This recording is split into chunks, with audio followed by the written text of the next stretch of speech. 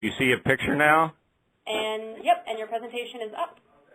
Okay, thank you people for standing by. Can everybody see the world of Arctic snow, I hope? Someone give me just the thumbs up to go forward. Yep, we can see it, and the folks in the chat box are saying yes.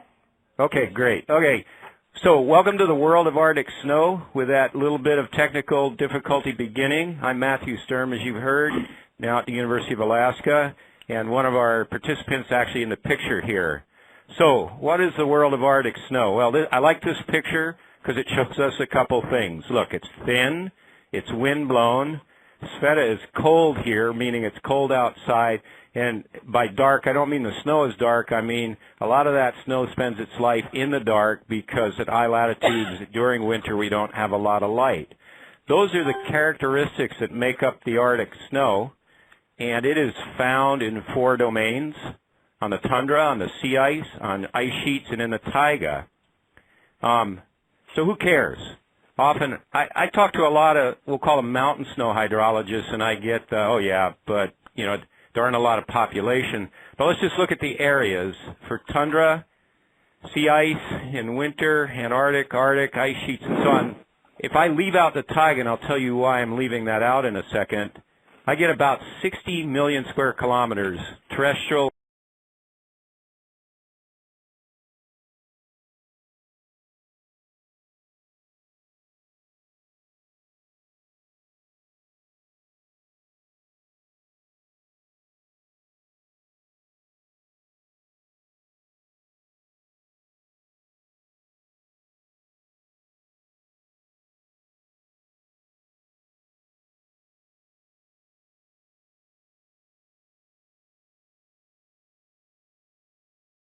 Earth, all land on Earth, about 150 million square kilometers.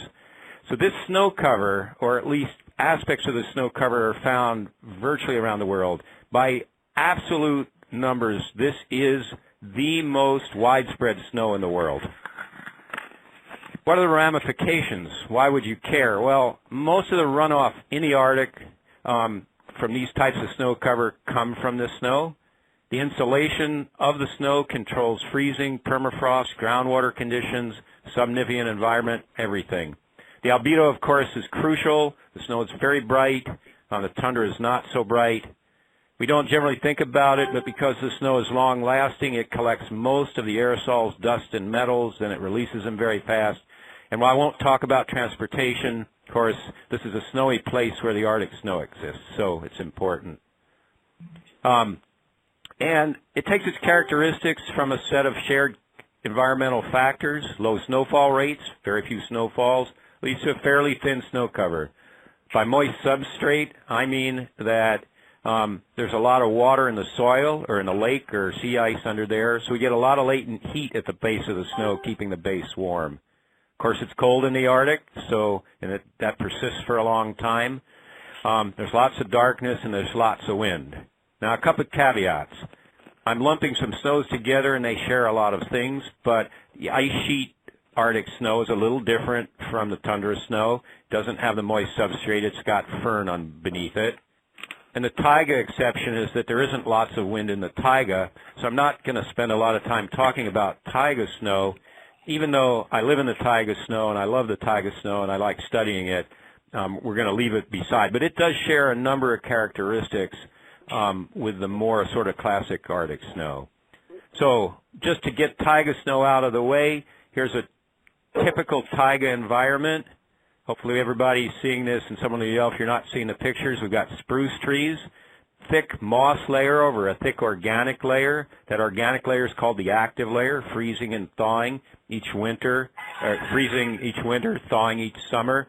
That's overlying permafrost in which we might have a buried ice wedge. And there's no wind. There's mainly no wind because we have a very dense forest, and it protects the snow on the ground. And so that snow cover is not going to be very wind affected. But like I say, we're not going to go into this snow because it's not what I would call classic tundra snow, which is where we're headed. Instead, we're going to go here. This is the tundra. Lots of wind. Yeah. Lots of wind, but we've got thick moss, active layer, ice wedge, and permafrost. We have all these same we have in the taiga, we got rid of the trees. Take your cash, take your money, it's probably less. Oh, I hear someone speaking. Is this a question or should I continue?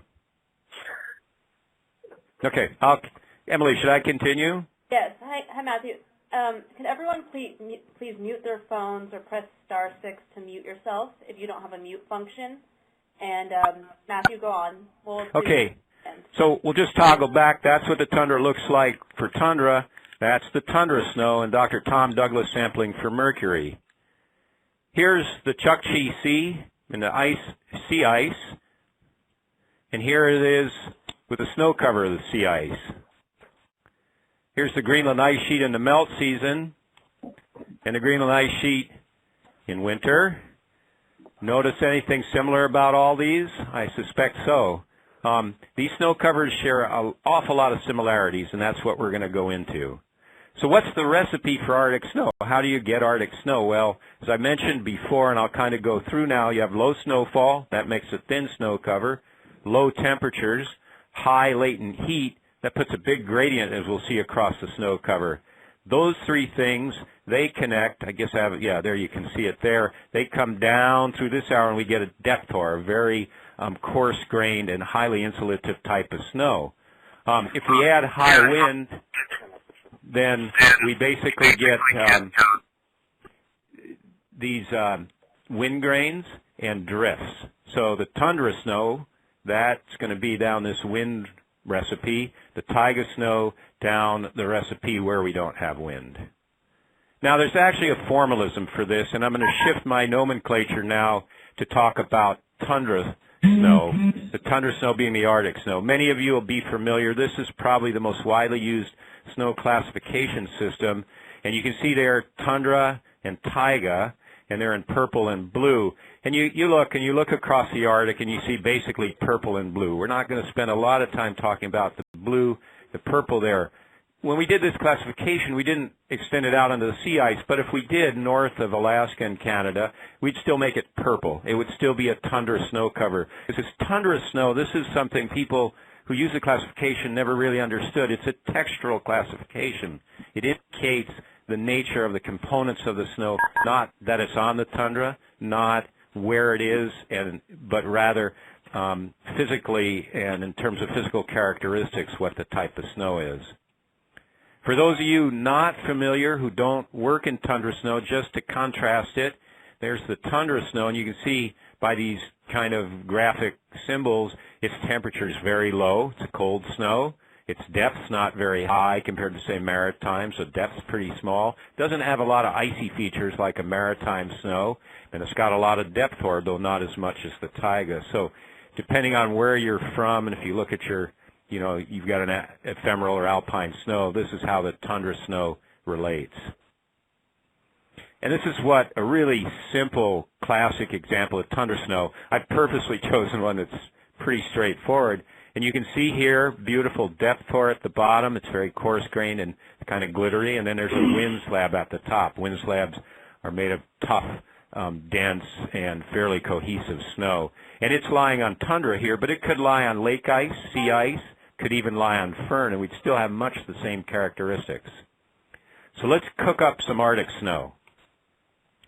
And to start with, then, we have to start with the life cycle of a tundra snow cover, which I've drawn here. So in September it starts snowing, and it might snow and melt, and then about October we really start to build it up. And notice, in this case, I've drawn only 5 layers, and that's not atypical. And then it's going to build up fairly early and enter the Arctic night and go through the Arctic night and then melt really fast. And I've shown with the thermometers that it's going to get pretty cold in the middle of winter. One thing that people don't tend to forget is the light cycle with respect to the snow cycle. So I've shown that here. The snow is in blue, the light cycle is in red. And look at here, when we're building the snow, we're about the black star shows you we're halfway down the light cycle. We're already getting towards winter, and so we don't have a lot of light while we're building snow. But look what happens. Look where the melt occurs. The melt occurs just about as we arrive at the solar maximum. So we have this tremendous asymmetry with light, meaning albedo-related things are going to be very different in spring than fall, and in fact, albedo-related melt is going to be driven really hard in the Arctic because it's going to take place just about when we get the maximum sunlight. And to put some reality on it, here's a series of stations. These happen to be on the sea ice, but it could just as well be on the tundra, showing the very rapid fall buildup when the oceans are open and there's a lot of moisture source. Very slow build through the winter then after those are starting to close off, and then very rapid melt starting sometime in mid to late May. If we look a little more closely at how we build one of these snow covers, there's the buildup of the snow, kind of like from the previous diagram, and we can see there were really only in this whole winter of '98, only 4 serious big snowfalls shown here, but there was a lot more wind. So there's plenty of wind to blow the snow around, but there's not all that much snow. And the end result, as you can see, I've labeled the layers, and we ended up through layer J there. So that's how we built that snow cover. One thing, and this is some work Sveta, who's on the call, and I just finished, is to look at, well, how fast can the wind create a wind slab? And the answer is really fast. This is all the data we could find looking at, given the wind speed, what's the deposition flux rate. And you don't really need to see the numbers. What you need to realize is that 10 meters a second, we can basically build 30-centimeter slab layer in next to no time. So we always have enough wind, it seems like, in the Arctic. We don't always have enough snow. So wind is necessary and always sufficient.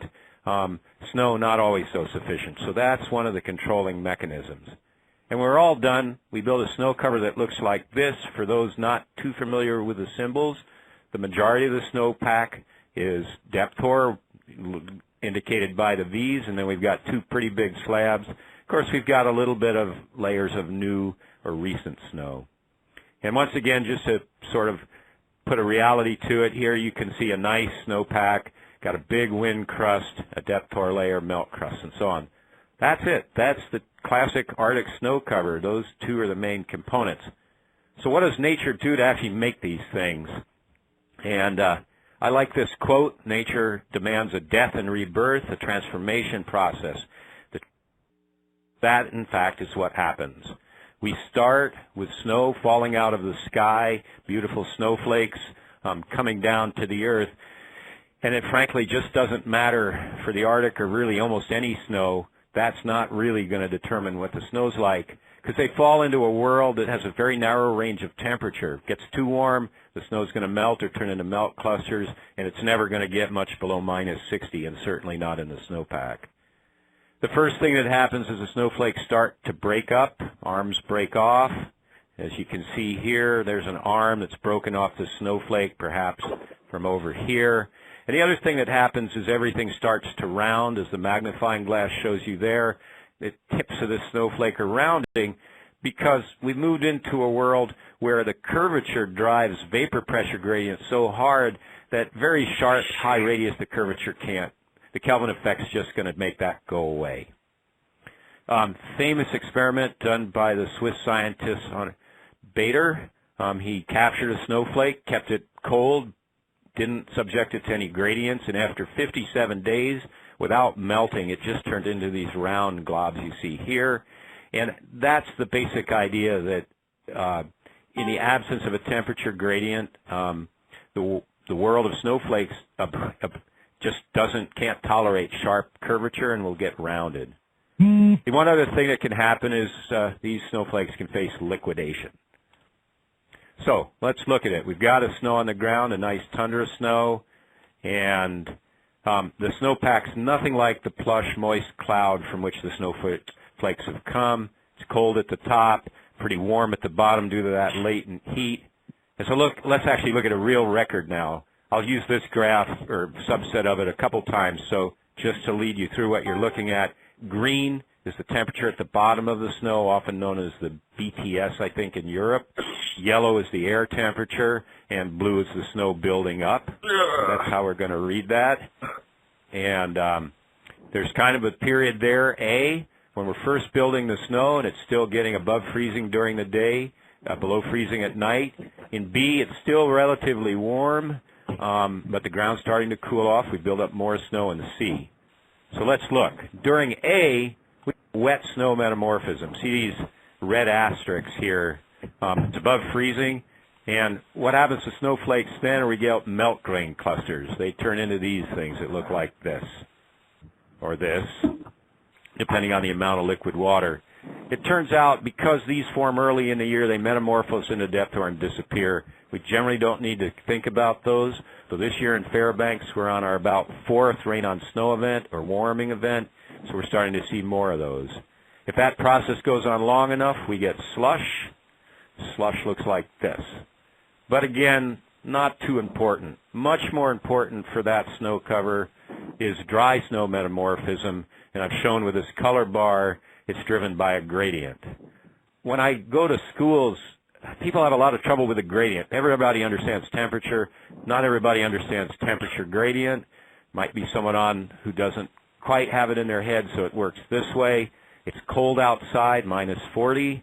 It's nice and warm inside, +20. That's a 60-degree temperature drop across that insulated wall. The wall's 20 centimeters thick. That's 3 degrees per centimeter. That's a temperature gradient.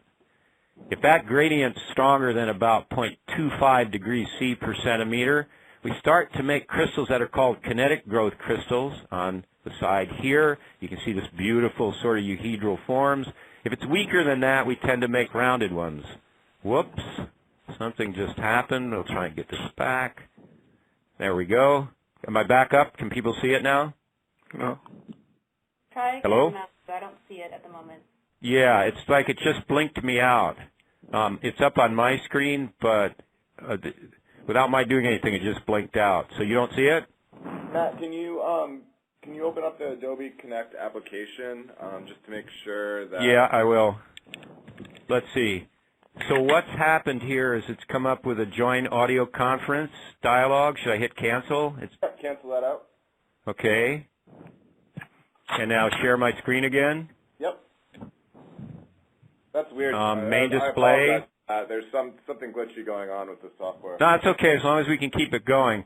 Yep. So we see your desktop now. So okay. Let me bring it back up full screen then.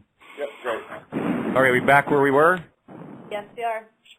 Great. So just to recap, on the right, as I look at it, kinetic growth. On the left, equilibrium growth. And let's look at those a little better. Oh, so we're looking for that critical gradient. We're looking at A.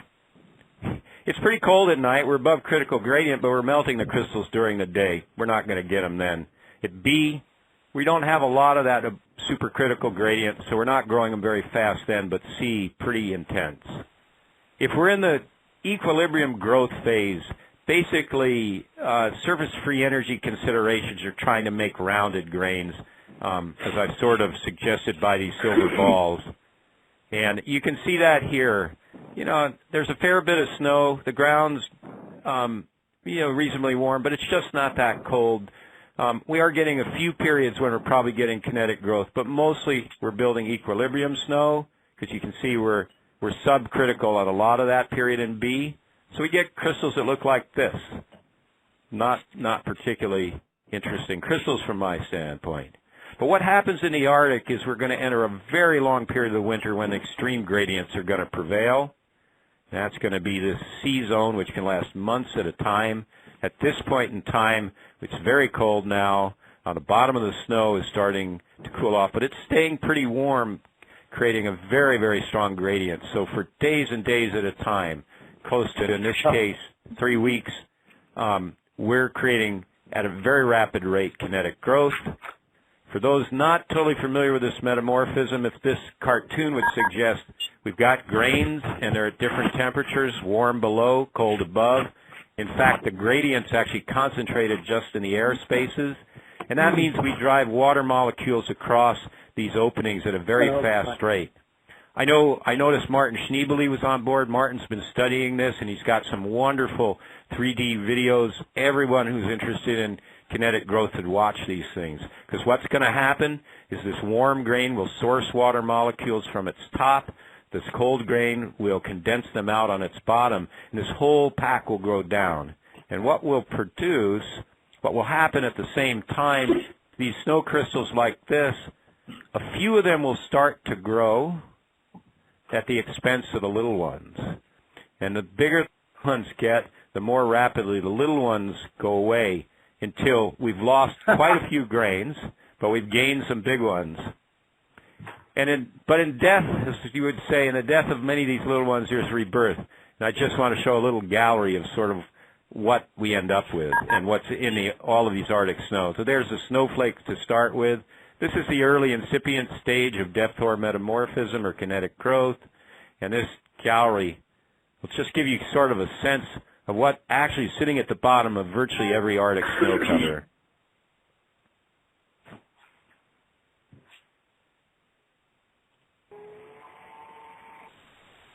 The other thing that's happening that's a little harder to show, those were individual crystals. My mentor, Carl Benson, famous for Greenland snow work, once had an opportunity to take some cores out of the snow, and there had been a fair bit of dirt, which really helped because it makes it visible. As you can see in these cores, we've not only grown all these kinetic forms, depth-hoar forms, we've also restructured the whole snowpack in this vertical way, as you can see here. The last element then, of course, for the Arctic snow is wind, and I show a sand dune here because a lot of what we know about snow processes in the wind came out of the world of sand, and that's a man named Bagnold on the right. He was a pioneer and explorer in Libya, went on to write a monograph on sand processes that is still used today in snow research. For those not familiar, how does the wind move snow? It creeps grains across the base, kind of rolling them along, particularly if it's a slick surface. It can saltate them, meaning that they fly in the air and they rebound, or they can go into suspension. And I've got a little video for you here. Okay, I'm on a Tundra Snow cover, but this is just a little piece of a frozen stream. And you watch here, this is saltation in action. You can actually see that drift moving a little bit to left to right. I've got a second one now. And I know it's turned on its side, but it gives you a better sense. You can see these long sort of wisps. And, of course, we're not getting much lodgement here, but we're making drifts at the far end of this icy patch. So we get the wind plays in the tundra snow in a beautiful way, and it makes a whole series of forms. I'm going to talk about those. Makes a lot of dunes, transverse dunes, makes longitudinal dunes. You can see a cornice dune in the back. And I'll talk about Sastrugi in a second. It makes a series of forms that have absolute direct analogs in sand deserts, and in fact, the Arctic tundra snow is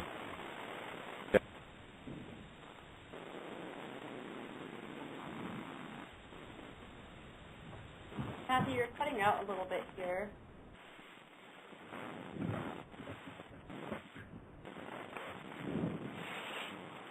Matthew, we hear you. You hang up and call back in again?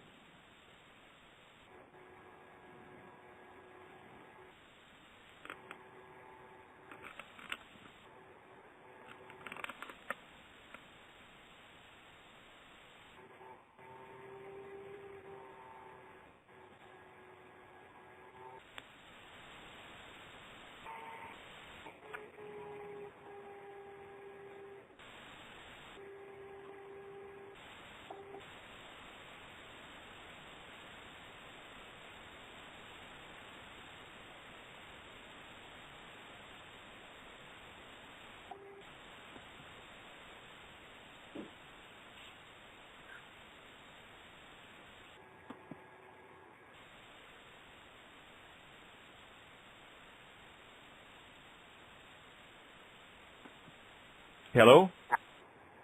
Oh, great, you're back. We can hear you. Okay, sorry about, I have no idea why it does that. Can you see my pictures? Yep, you're back up. Yeah, I had to find the number first, too. Sorry about that. Okay, these are barcans. Wind was going from lower right to upper left. They're one form of dune-like feature that forms in sand and snow. These are ripple marks, both front, forward, and backwards. There. But one thing that snow does that produces features in the Arctic tundra snow that's very different is it sinters. Sand grains, if you bring them together, will just stay loose. They won't come together. But in fact, snow, two grains brought together, as I've shown with these two blue cartoons, will, through surface and volume diffusion and also vapor deposition, actually form a physical bond. So the snow will start to become cohesive. In fact, it will become very, very strong. That's what the grains will actually look like. And if you see here, you can see thick necks and so on. And what it means, unlike in sand deserts, is we can get partial erosion of a layer of snow, and that's called Sastrugi, shown here. The wind was coming from where the snowmobiler is towards me, and it's been fluting and sort of furrowing the snow because the snow's got some cohesion. The interesting thing is that the snow world for Arctic studies and basically wind-blown snow leaned on the literature for sand deserts quite a bit. Then we sort of drifted away. I have a student right now, Simon Philall, who's actually moving back down that path because a lot's been learned in the last few decade or so about sand deserts and forms that would really help us understand the forms for Arctic snow. There's a basic water balance we have to worry about, and it's shown here because the one thing that happens is after it snows in the Arctic, it redistributes the snow, so it's not going to be where we expected it to be when it starts to melt. So what are the thermal implications? These are critical for the snow cover because the difference is that the depth-or, which is at the base, this kinetic growth snow, has a thermal conductivity that's about 1/5 that of the wind slab. So depending on the mix we make in an Arctic snow, we're going to change its insulation properties. That's not so critical in a non-Arctic setting, but here, of course, we have permafrost and we have an active layer, and the depth of that active layer is going to control where the water goes in the spring and the runoff. It's the combined impact of these various layers of snow from the Arctic snow that are going to determine its total thermal conductivity or its insulation value. Here you can see from the previous example, we have two fairly conductive wind slabs, one here and one here. But because this is a series solution, the depth-or at the bottom is a very good insulator. And so overall, this ends up to be a pretty good insulating material. Overall, when simulations or models have been conducted, what we know is that really snow is almost a first order, perhaps as much, if not more than air temperature, critical in determining the thermal balance of the active layer and the permafrost. So in this graph, which is by work by Tingjung Zhang, you can see here that this, on the left, he's giving us the temperature of the active layer, basically. So colder means more permafrost than our active layer. And so the more wind slab and the less depth-or we have, the colder that active layer will be. Those are going to come about when we have more wind and lower temperature gradients and thinner snow. Or conversely, if climate change begins to give us thicker snowpacks and so on, we're likely to warm up the active layer and ultimately thaw the permafrost. So in an odd way, the Arctic snow plays a critical role in the carbon budget as well as the water budget because there's an awful lot of carbon tied up in that permafrost. And this is just to put a sort of realistic graph on it. Here, plotted from left to right, is a transect that goes across Alaska and looks at how much depth-or fraction versus slab fraction we have. You can see by the time we get up on the north slope, it's a pretty noisy signal, but by and large there's a one-to-one exchange. As we increase wind slab and make the snow a better conductor, we usually decrease depth-or. So we don't have any models of it, but we know that the world, the newer world with climate changing it is likely to change that aspect of the Arctic snow. For climate implications, I've been impressed with this. This just came out a few months ago. This is the policy, the shortened policy version of IPCC. And notice here, reduction, it's hard to read that graph, but that's the extent of northern hemisphere snow cover. It's years on the bottom. It's in millions of square kilometers. But the main thing you can see is it's a pretty strong downward trend now. This has major climatic implications. Glenn Liston and Chris Heimster, who introduced me, put out this paper in a Journal of Climate. It's a very useful paper. What we can see is that we're losing winter. Blue means winter's getting shorter and shorter, and that's the same as that other graph. But it's doing it in a somewhat complicated fashion, but by and large, that graph in the IPCC report is being driven in large measure by the Arctic snow cover. Large chunks of Siberia, Alaska, Arctic Canada, they're all winters getting shorter and shorter. And that's going to have a profound impact on global climate through this. Fresh snow, albedo about 0.8, maybe higher. Melting snow on the edge, which is wet, albedo about 0.65. Tundra, once we bared the snow, about 0.2. So there's a 4 to 9-fold difference in the amount of shortwave energy that you can absorb for this. So here, snow cover could be on tundra, like here, or on sea ice, like here. The net result is the shorter we leave the snow on the tundra or the sea ice, the more solar energy we're going to absorb in the summer. In addition, we know shrubs are increasing in the Arctic, and they are dark compared to snow. As you can see here, they're creating holes in the snow as they're melting. But they also collect snow. So we have a wild card in that as we change the ecosystem of some of the parts of the Arctic, we're going to change the Arctic snow, but we're not sure how that will play out. For water, the thing to remember about the Arctic snow cover, as you can see here, is, remember, as I showed in that first graph, we were nearly at the solar maximum, so when it melts. So this is it. Full snow melt in about 6 days. Tremendous freshet of water comes out of the snow, particularly because it's thin. The Park Basin has been the site of a lot of studies, as has been in Naviac Creek. Our group works there. Doug Kane's group has worked there. If we look at what's happening there, we can get very dramatic snowmelt floods associated with snowmelt because not so much of how much snow there is, but the rapidity with which it melts. The problem for us, really, the scientific problem, not one that's solved, is here's the actual data from Naviac Creek. And remember, winter's getting shorter. If I look at the bottom graph first, that's just a trend plot of when the melt ends at Naviac Creek. And in fact, at Naviac Creek, the melt's ending later these years. But the devil's in the details. Each of these curves in the top here is how it melted.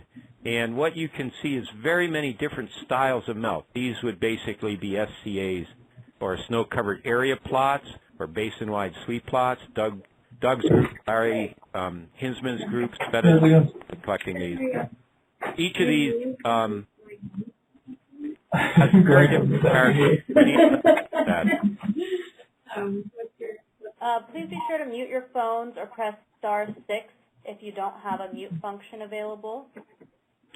Finally, most people don't realize that there's a hydrologic system that forms on the sea ice. We're looking down on sea ice here. The very dark color is ocean water, but the light blue is meltwater, and it's snow meltwater. And you can see these sort of paternoster type stream drainages here.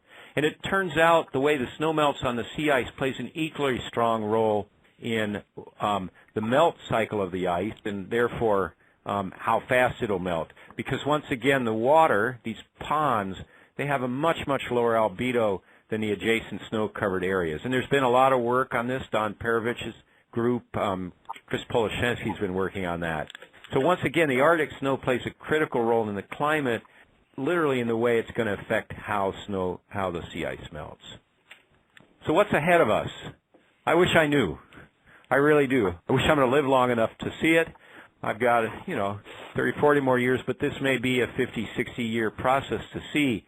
What the models tell us right now is we should be getting more snow. And that what will happen is we'll have warmer temperatures, so perhaps more rain on snow. For most of the Arctic snow, it's far enough north, cold enough, that I suspect that it won't come as rain. But if you remember, we get most of our snow, as I showed in some of those early graphs, very early in the season.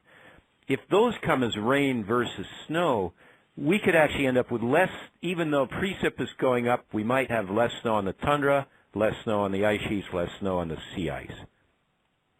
The actual observational record, I think it's really still up in the air. Here are a few papers you can look at.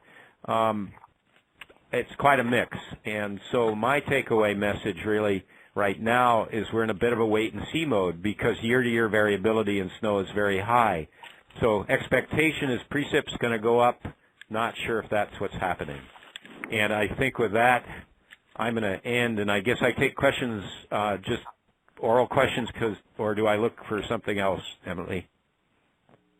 Well, Jessica and Chris, why don't you start with some questions of your own, and then we'll open it up to the audience.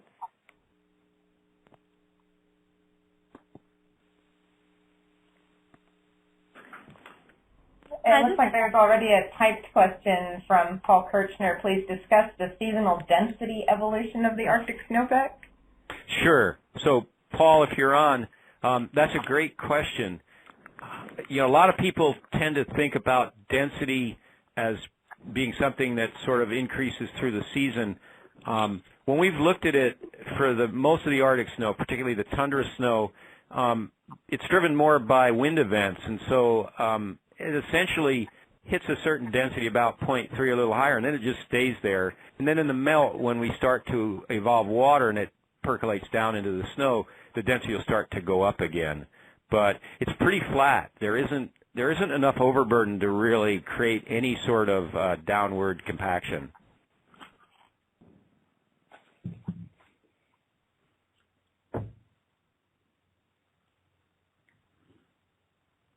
So while we're waiting for more questions, I have a question. Matthew, you've published a number of papers talking about feedback between the vegetation on the Arctic tundra and climate change. Could you comment on that a little bit? Yeah. One, it's fascinating, Jessica.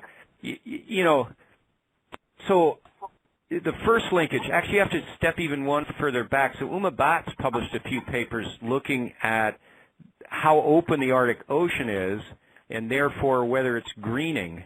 In other words, the vegetation will change in response primarily to summer growing conditions, precipitation, how much water, and a little bit to winter conditions. Her work, and I think there's still a lot to go on this, would suggest, you know, more moisture, warmer conditions, we're therefore getting greening, and we've seen the greening, so the vegetation changes. What's interesting then is in a wind-blown snow cover, if we start to make taller vegetation, we start to trap the snow more, drop the amount of sublimation, and so just through a vegetation mechanism, we could alter the snow cover. You could think about it in its extreme case, if we can finally grow spruce trees there, that wonderfully wind-blown tundra snow turns into taiga snow, because that's the only real big difference. So, and there's probably a continuum. Once we get shrubs, we're gonna have stuff. And I've personally several times have made dumb mistakes and driven into a riparian zone where there's nothing but shrubs, thinking the nice hard snow I'd been driving on would be in the riparian zone, and promptly got stuck in deep bottomless snow. No wind gets in there, and we actually have a taiga snow sitting in the middle of the tundra. So I don't know if that answered your question, but you know, there's this very close linkage between the characteristics of the snow and the vegetation we're going to have. Okay, so there's another question from Michael Alchin, where you were mentioning more rain on snow. Does this tend to result in rain crusts forming and affect metamorphic processes? Yeah, the short answer is yes. The first thing is, for those, we may have a few people here in Fairbanks, so we've had some miserable rain on snow. It turns out if you're an Arctic or subarctic resident, you really get to hate rain on snow. You have a really nice snow cover, and then there's rain on snow.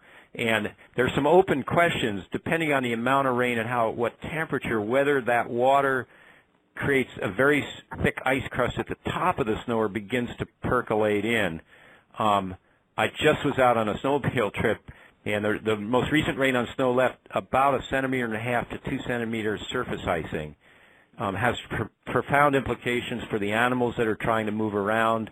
It changes the prey-predator dynamics in a heavy way.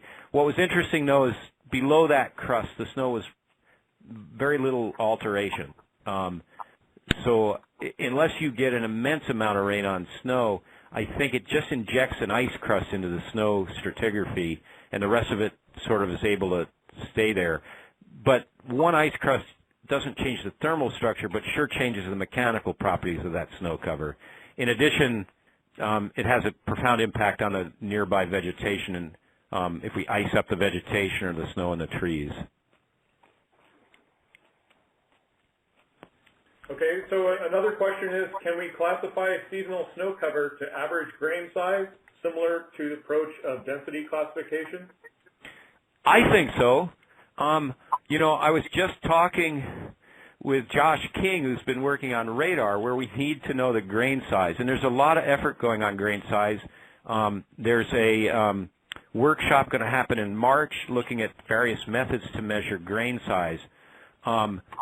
You know, a couple caveats. Each layer of snow doesn't have a grain size. It has a grain size distribution. So if you think of a vertical stack of, say, 6 snow layers, there's 6 stacked PDFs, each of which has a mean and a standard deviation, you know, and a distribution size. And so when people talk about grain size, there's a million grain sizes in one single vertical column of snow. That said, there are classes. I mean, wind grains are going to be millimeter or sub-millimeter, and depth pour is going to be several centimeters size. Equilibrium snow will be a couple millimeters at max. So it should be possible, at least in theory, to do broad classifications. It's also possible to run grain growth models, but that's a fairly high computational overhead to get to the grain size. And there are, I know, Snow Model and Snowtherm and Crocus Snowpack. There are models that are doing this now. So it's possible. At the broad landscape scale, we're going to have to make some fairly gross generalizations to do it, but I believe it's possible, and it's going to be needed for remote sensing. So on another related question to that, from L.A. Tour, is how much interannual variation is there in the snow density? Oh, good question. I don't think very much. I'm just trying to think that one out. I have this vision. I really got this from my mentor, Carl Benson. There's something I call climatological convergence.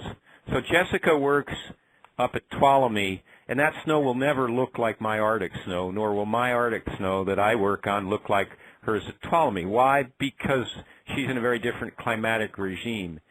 So given the Arctic snow that we're going to get, you know, several things are going to happen every single year. We're not going to get a lot of snowfalls. And they're going to be thin, and it's going to be cold, and there's going to be enough wind. We're always going to get some alternation between depth pour and wind slab, and that's going to converge in some way, and we're going to find that our bulk densities kind of hanging around 0.35 grams per cubic centimeter. At least that's my sense. And so I don't think it varies all that much. It varies more within one season than it does if we said, let's look at April to April to the next April. So another question, going a little bit to changing to saltation, from Peter Kirchner again. What are the lengths of time for snow saltation? Chris, did you say the length that the grains fly through the air? Is that his question? What are the length scales do you find for snow saltation? Oh, okay. Well, so there's an actual sort of, we'll call it a grain jump length scale. That's, you know, so just to elaborate a little more, if I'm a grain sitting on the surface of the snow and another grain comes flying down the wind and hits me, it bounces me up into the wind stream, and I do this beautiful trajectory that was it Kojima? No, it was Kobayashi photographed for the first time ever. So I do this parabolic trajectory, and I go I don't know, I go maybe 30 centimeters, maybe a meter at the max, before gravity pulls me down and bam, I'm back on the surface. So the actual length scale for saltation, you know, for an actual saltating grain is about a meter, but it's a constant process. So we get into much bigger length scales with dunes. The dunes themselves and the bark ends are orders of tens of meters. They can get up to tens of meters. So I don't know if, and then for suspension, the grains that get up into the air and do not settle out, these are the equivalent of desert sandstorms, and they can travel many, many kilometers, if not more. And the only limitation probably there is that they sublimate away. And so we've got there's an anonymous one, or from 274556. The question is snow trapped in forested areas, or is more snow trapped in forested areas? Is SWE higher in the dense forest? Can I defer to Jessica? I mean, Jessica is studying this. There's so I'll give an intro, and then Jessica, if you want to chime in. There's a big literature on this. In fact, Dr. Church, who developed much of what we use for technology, this was what got him interested around Lake Tahoe. So historically, this is a very important question for snow people, and there have been many, many papers, and it does matter where and what type of forest clearing you're talking about. And Jessica's just published a paper this year that looks at that for certain types of snow. Jessica, is it okay if you answer? Yeah, I mean, if it's incredibly windy, then more snow would be stopped by the wind in forested areas. If it's not incredibly windy, then the snow would be intercepted in the forest, and so you would end up with, and then it'd be lost to sublimation or melt, you know, with less snow under the forest than the open. So yeah, the short answer is it depends where you are. Yeah, and I guess to follow up, and it depends on the size, but it is very much an important thing, because the clearing size has a very strong control on what the end result will be. Also, regarding the forest question, Tim Link is going to be talking in a couple weeks about forests and snow specifically, so tune back in. Oh, great. Thank you. We've got another question from Lee. Can water infiltration happen in snow? And what is the rough range of snow infiltration capacity or hydraulic conductivity? Yeah. I'm not going to be able to get the numbers right off the bat, but the short answer is yeah, it can go in just fine. So let's talk about a rain on snow event just to make it nice and specific. So I've got an Arctic snow cover sitting there, and now a warm spell comes in and it starts to rain on snow. That water will start, land at the surface of the snow. Now, right away, there's a little bit of cold content usually in the snow, so we'll actually just get some surface freezing, and it won't go in. But we'll very quickly absorb whatever heat's there. And what will happen next is that it will start to move into the snow. And there's been some wonderful studies. It can move in downward into the snow in two ways.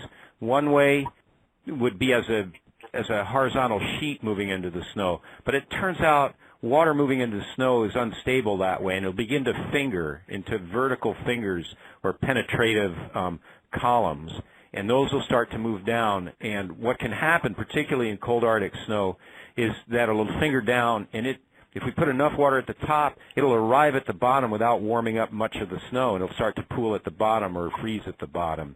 Hawk Wu and his student now long out in the field, Phil Marsh, have some wonderful papers on this. Eventually, then, that water pooling at the bottom back heats the snow above it and starts to ripen the whole snow. But that's what's a little different in Arctic snow than these more moist or maritime snows, is we almost surely are going to finger down. It was interesting in the rain on snow event we had about a week ago here, we must have had enough cold content in the snow that most of the water just stayed on top and froze as a surface ice layer. So there's a touchy balance between the temperature of the snowpack when we introduce water to it. But it will go down, and we'll get what are called percolation columns. Okay, and then we have another question here from Paul Brooks. Paul. Hi, Paul. Matthew, given high variability in radiant fluxes due to both albedo and solar angle, can you discuss how these factors are likely to interact with warmer and moister air effects on Arctic snow cover? So wow, that's a tough question, Paul. I have to think about that for a little bit. So, Chris, repeat it again. I got to think about it for a second. Okay, so given high variability in radiant fluxes due to the albedo and solar angle, so this is toward the melt end, can you discuss how these factors are likely to interact with warmer and moister air? Yeah, so, I can't answer the question, but I can sketch maybe a scenario that can make people think about it. So one of the differences in Arctic snow or tundra snow, and would be true for very high alpine snow as well, is once the melt starts, we begin to what I call patch out very quickly. So very quickly, whatever radiant fluxes we have are not seeing a landscape that's either white or dark. It's a mosaic of both. And there's been a fair bit of investigation on the size. So the dark patches, of course, are absorbing fairly well, and they're heating and creating advective fluxes that can move laterally to the other snowbanks. On top of this, if you're migrating in warm air in a more synoptic level, you have the potential to change the melt dramatically. One other thing, since I'm not really answering Paul's question because I don't actually know exactly how it'll work, one other thing that's crucial is, are we getting more or less clouds during the melt, right? As we change these sort of weather patterns with moist air, we're likely to potentially see more stratus clouds, and which is going to work in the other direction. So it's a very complicated question that requires us to sort of understand not only how the snow responds, but how the weather might change over time as climate change changes essentially the weather of the Arctic and the sea ice. That's a big driver. Hopefully, Paul, that's at least not too much of an arm-wavy answer. All right, that's all the questions. Okay. Are people still on? Because I'm going to do one more thing here. Then I talked about it at the beginning, but I just wanted can people still see this, Chris? Yeah, I've got it. Yeah, so just to make one more pitch, if you're interested in snow, we want to recruit you. These are the two meetings we held, and Chris or Jessica can speak for the group as well as myself. You can see the website here, and we're really trying to build a big community of practice, so I would urge anybody who's listened to the lecture and is interested in snow, entry level, or a guy like Paul who's been doing it forever, we'd really welcome you to join. And I think with that, I'll turn it back to the moderators. Also, I want to just remind everybody that 1 week from today, same time, same Adobe Connect location, Dr. Jeff Dozier from UC Santa Barbara will be talking about assessing snow and snowmelt runoff in remote mountain regions. He'll be speaking live from Oregon State, where he's being hosted by Ann Nolan. So please, thank you very much, Matthew. I don't know if you've noticed there were a lot